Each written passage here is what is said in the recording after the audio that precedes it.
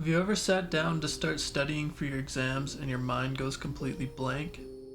Or you sit down and you get so distracted by everything else going on in your head and on your phone that you can't get anything done? As a university student, I find that when I sit down to study for exams, I'm overwhelmed with so much to do that I would rather do literally anything else to procrastinate and fill my time, which leaves me with little time and energy I need to study. Well, in this video, I hope to show you some tips on how you can stop procrastinating and get more done in less time. And if you stick to the end of this video, I will give you some tips on how to study for online exams, because I know that we've all been online for about 2 years in university and it's been difficult for everybody.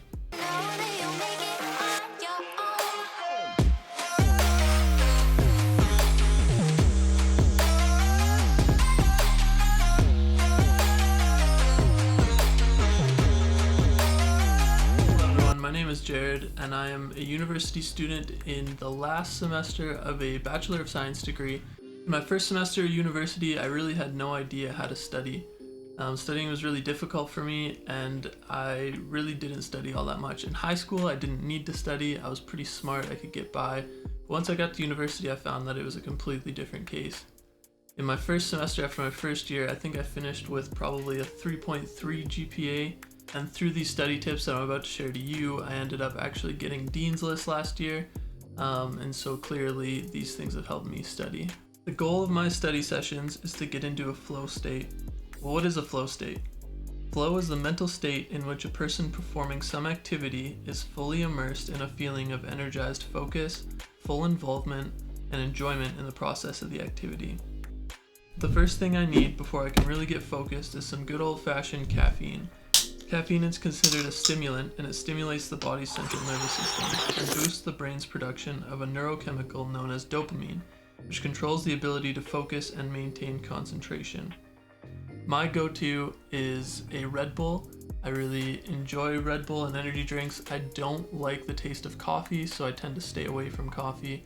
The second thing I do to get ready for studying is I set the mood with some lights and some music.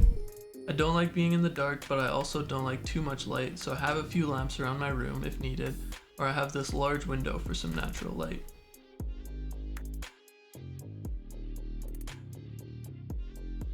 Music is important for me when I study so I can block out all distractions. Good music is usually relaxing, has a good beat to it, but doesn't include lyrics. Songs that include lyrics usually distract me and make me lose my concentration, especially if I know the lyrics, because then I end up singing along or I end up jamming to it, and then I can't really focus on what I'm reading and what I'm doing. So what I normally do for music is I go to YouTube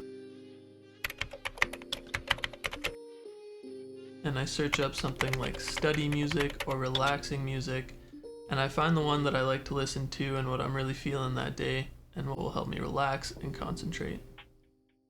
Now, there's a couple ways in which I study. The first one is the Pomodoro method, and in this method, the idea is you break up your study into small sections with little breaks to reward yourself. So what I do is I usually set a timer on my phone for 30 minutes. I tell myself for that 30 minutes, you stay focused, you get your work done, and then after that 30-minute timer goes up, I finish what I'm doing, I finish my thought, my sentence, whatever, and then I set a 5-minute timer on my phone and I give myself 5 minutes to do whatever I want. Go on YouTube, social media, answer text messages, go get snacks, go get a drink, anything like that. And once that 5 minutes is up, I reset the clock for another 30 minutes and I study for another 30 minutes and then another 5-minute break, 30 minutes, 5 minutes, like that. And I find that this helps me break up my study sessions. It allows me to stay focused for those short periods of time, and then I get rewarded with a break after. This Pomodoro method is very effective and very popular, but I actually don't use it that much unless I'm really just grinding out something like flashcards. Another way I study, which is probably the main one I use, is going into a flow state and locking into what I'm doing. What I do is I sit down and I say I'll get this amount done in this sitting. Once I'm done that, then I'm done. So for example, I'll say I'll write 4 pages in this paper, or I'll come up with these 3 research topics or something like that. And I'll make sure I sit down and I focus and I get that done, and once I'm done, then I'm done. My favorite way to learn things the fastest is by active recall. Active recall is actually scientifically one of the best ways to learn information, and it's one of the best ways I've found to study for my exams. For active recall, I end up using flashcards. My favorite way to do it is through the Quizlet app. The Quizlet app is available on all platforms, so it makes it very accessible to anybody, and I find it very user-friendly, and that is why I use it. So the Quizlet app, you can come up here, you can create a new study set, and this study set, you can say anything like, I don't know, YouTube example, can't spell, whatever, it doesn't really matter. You can add your school name, so I go to McEwen University, so I add my school. You can select a course if you want to add it to a course. The thing that I like most is, let's say I want to see what a femur is. They have built-in examples, so femur is the thigh bone or the upper leg bone, so if I want to say thigh bone, I could even pick an image, and it comes up with these pre-built images, which I think is awesome. So I could just say like, oh yeah, this is the femur. And when you're done everything, you go up here, you click create. But then basically once you're here, this is your flashcards. You say I want to study flashcards.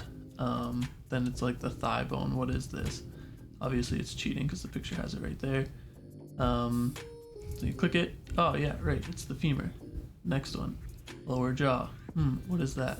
Oh right, it's the mandible. And then I got all kinds of courses, all kinds of things in here. It's also on your phone, which I will show you right now. So basically this is the Quizlet app. I'm pulling it up on my iPad because I happen to be filming on my phone, but normally I do this on my phone. So for example, I click on Bones Lab right here, you'll see it. It comes up, I click on flashcards, and then this is your flashcard. So if you get it wrong, you want to study it again, you throw it over this direction. If you get it right, you throw it over this direction. So forehead, frontal bone, you go, oh, I got that. Angle formed at the bottom of pelvis, subpubic angle, oh, I need to remember that again. And then you just keep going through over and over and over and over and over and over and over until you get through all of them. Then you go continue studying, and then there's only 6 that I needed to study again. So then you can see at the top there's only 6. Got it, don't got it, don't got it, got it, got it, got it, continue studying. Oh, now there's only 2 that I don't got. Finish it off, reset.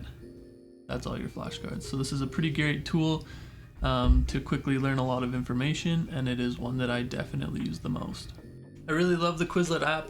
Sadly, this video is not sponsored by them. Maybe one day I'll be sponsored by them, who knows, but I just really like using it, and so that's why I would like to share that with you guys. So the idea behind flashcards is revision and active recall.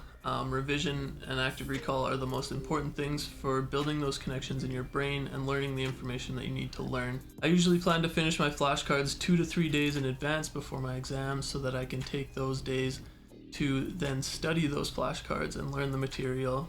I will tend to study on trains, buses.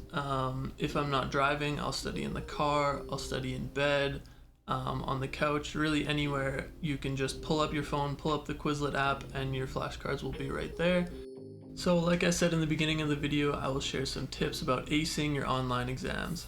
This all depends on the type of exam. So for open book and exams that are not timed, so there's no time limit to finish it, I usually spend the days leading up to the exam rereading and skimming through the required materials that I read already during that semester.